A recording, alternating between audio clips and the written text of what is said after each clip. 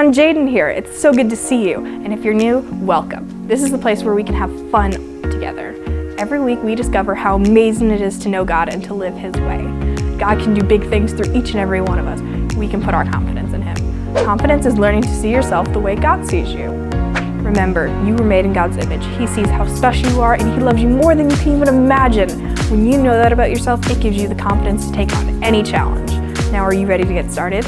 Great, then let's go.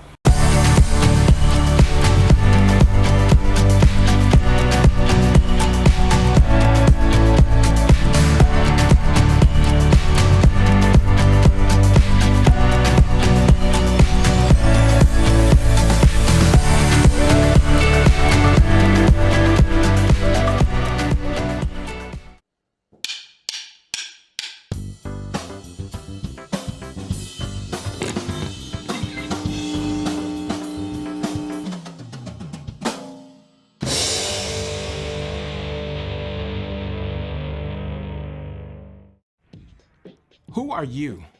Yeah, you, right there. I bet you know of a lot of ways to answer that question. You could tell us your name, first and last, the day you were born, your grade in school. You might even tell us the street you live on. You could give your height and your eye color. You might even tell us about your parents or your siblings. And all of those things would give us a picture of who you are on the outside. But if you follow Jesus, there's something even more important happening on the inside. In the Bible, we discover truths that Jesus spoke and promises that God inspired people like the Apostle Paul to write down. And these truths paint a powerful picture of who you truly are. God says that you are a child of God. You are a friend of Jesus. You are a brand new person in Christ. You are forgiven. You are uniquely designed for good works that only you can do. You can go to God at any time, for any reason. God will provide everything you need. That, my friends, is the true story of who you are. And it's a wonderful feeling. When you live with confidence, knowing that you are already loved and chosen, others can see God at work in you. That's why confidence is an amazing way to worship God with your life. Because worship is about more than just singing loud. It's all about living loud.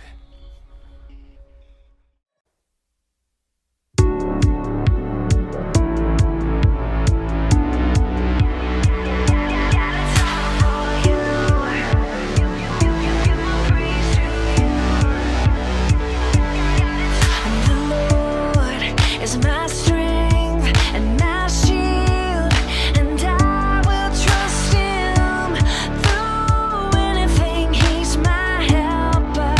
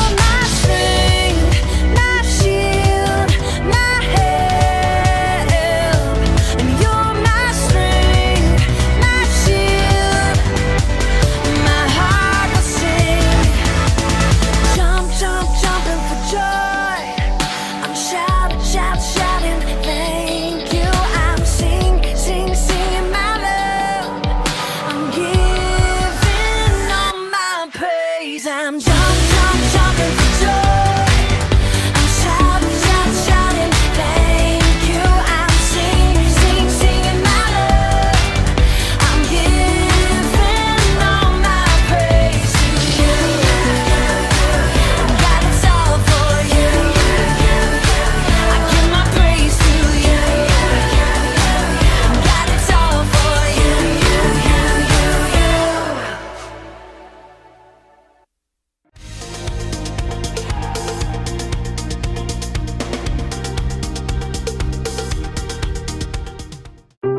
The Bible.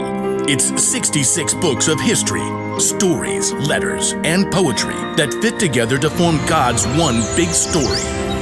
The epic adventure of how He created us and loves us so much that He made a way to rescue us. As we travel through the Bible, from Genesis to Revelation, we discover people who met God and found their lives changed forever. Now, for an amazing story.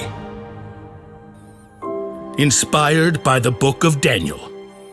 Chapter 3. King Nebuchadnezzar of Babylon liked to go big. Build me a statue. Of course, Your Majesty. Granite, marble, copper. I'm thinking gold. Gold! Pure gold. Wow! Okay, 6 feet tall, 7 taller. 20 taller, 77 taller, 90. Ding, ding, ding. We have a winner. We'll need a supersized furnace to smelt that much gold. Then supersize it. Commence the smelting. So the king's craftsmen melted down tons of gold and shaped it into an enormous statue 9 feet wide and taller than 2.5 telephone poles. They set it just outside the city in the broad plain of Dura. Such a finely smelted specimen. We must invite everyone to admire my statue. So the king instructed messengers to summon all of his officials. 3 of them were Jewish men who had come to Babylon as captives: Shadrach, Meshach, and Abednego. It's a royal decree. That I can see. Are you all coming with me? So the 3 friends arrived at the plain of Dura where all the other officials had gathered. A messenger from the king called out loudly, This is the king's command. When you hear the sound of horns, flutes, zithers, lyres, harps, and pipes, you must fall down and worship this golden statue. Worship a false god? That's worse than odd. I wouldn't even give it a nod. Oh, and FYI, if you don't do it, you'll be thrown into a blazing furnace. Immediately, music began to play. Every single official threw themselves down on the ground except for Shadrach, Meshach, and Abednego. And let me tell you, their refusal to bow did not go unnoticed. Who do they think they are? I think we should make things hot for them, if you know what I mean.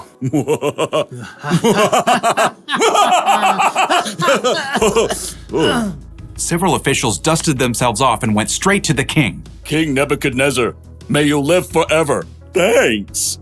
Will do. You told everyone to bow down. As soon as they hear the sounds of the horns, flutes, zithers, lyres, harps, and pipes. But these Jews you appointed don't serve your gods. They refuse to worship your gold statue. Even when they hear the sounds of horns, flutes, zithers, lyres, harps, and pipes? Even when they hear the sounds of horns, flutes, zithers, lyres, harps, and pipes. Oh, now I am very angry, in a very big way. The king sent for the 3 friends. Is what I hear about you true? Don't you serve my gods and worship the gold statue I set up? We will not bow. Even when you hear the sounds of horns, flutes, zithers, lyres, harps, and pipes? We refuse to kowtow. Even though you'll be thrown into a blazing furnace? This ends now. Even if we're thrown into a blazing furnace. The one true God will save us. But even if he didn't, we still wouldn't serve your gods or bow down to some golden statue. That didn't rhyme. Nebuchadnezzar's face burned red as a ripe tomato. Make the fire 7 times hotter. Tie them up. Throw them in. The king's strongest soldiers grabbed Shadrach, Meshach, and Abednego. They knotted heavy ropes around the three friends and then shoved them into the roaring flames. The king peered into the blue, hot heart of the flames and then leapt back in surprise. Didn't we throw 3 men into the fire? And they all deserved it. Look! I see 4 men walking around untied.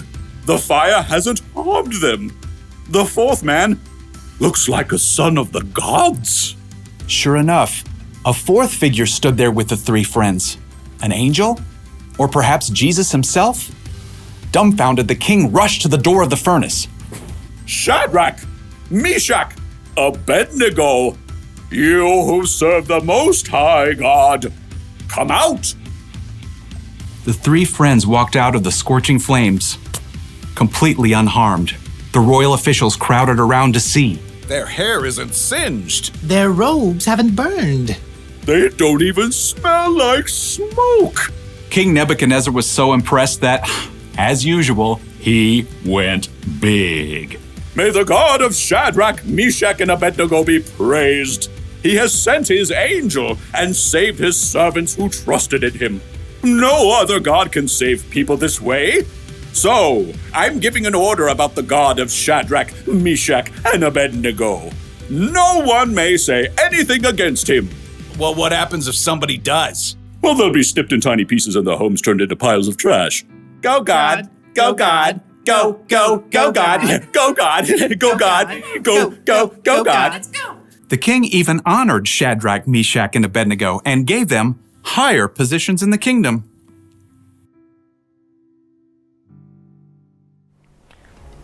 God is with us always. In fact, after Jesus died and came back to life, one of the last things he said to his disciples was this: "You can be sure that I am always with you to the very end." We can live with confidence when we choose to put our trust in God and remember all that he's done for us. He never leaves us. When times are good and when times are tough, he's always there to give us the strength we need. Remember this. Trust that God is always with you.